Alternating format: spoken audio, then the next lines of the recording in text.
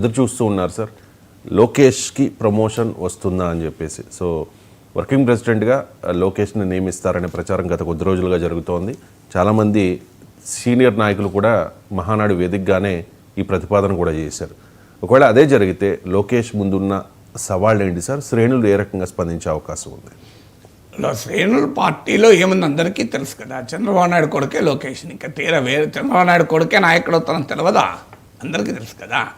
So Chandrababu Naidu కొడుకు లోకేష్ నాయకుడు కాకపోతే ఇంకోరు అవుతారని ఎవరైనా ఊహించుకుంటున్నారా తెలుగుదేశంలో? అందులో వర్కింగ్ ప్రెసిడెంట్ ఏమంది, చంద్రబాబు నాయుడే ప్రెసిడెంట్గా ఉంటాడు కదా. దాంట్లో ప్రత్యేకత ఏమన్నా ముఖ్యమంత్రి చేస్తే శ్రేణులు ఎలా స్పందిస్తాయన్న ప్రశ్న ఉత్పన్నమవుతుంది.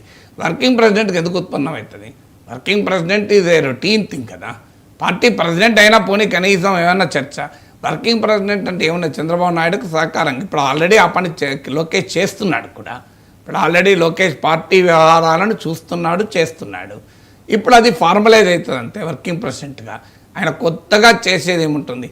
తెలుగుదేశంలో లోకేష్ నాయకత్వాన్ని ఎవరైనా వ్యతిరేకిస్తారనుకుంటే అది పొరపాటే.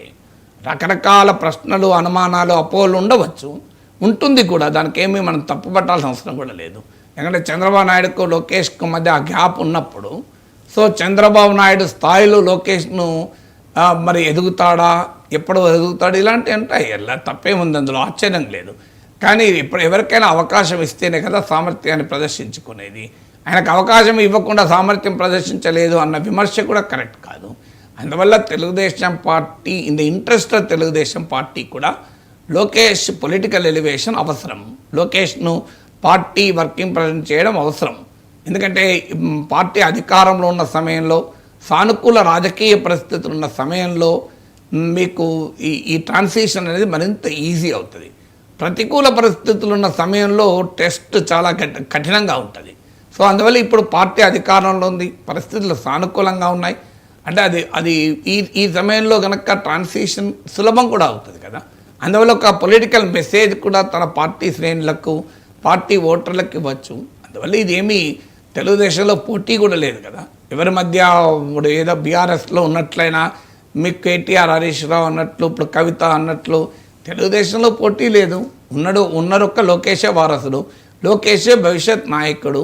ఏమైనా తెలుగుదేశం కార్యకర్తల్లో క్వశ్చన్స్ ఉంటే చంద్రబాబు నాయుడు యాక్టివ్గా ఉన్న సమయంలో ఆయన ప్లేస్లో లోకేష్ను పెట్టడాన్ని అంగీకరించరు. ఎందుకంటే ఓటేసింది చంద్రబాబు నాయుడు చూసి.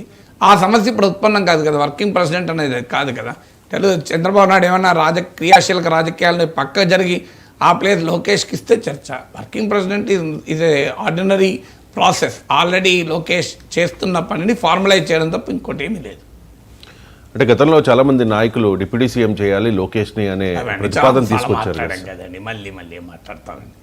ఇప్పటికీ ఆ పాయింట్ మీద నేను 10 సార్లు మాట్లాడాను. ఇంకేముంటుంది చెప్పండి డిప్యూటీ సీఎం అని. సరే సార్, చిన్న బ్రేక్ తీసుకుందాం.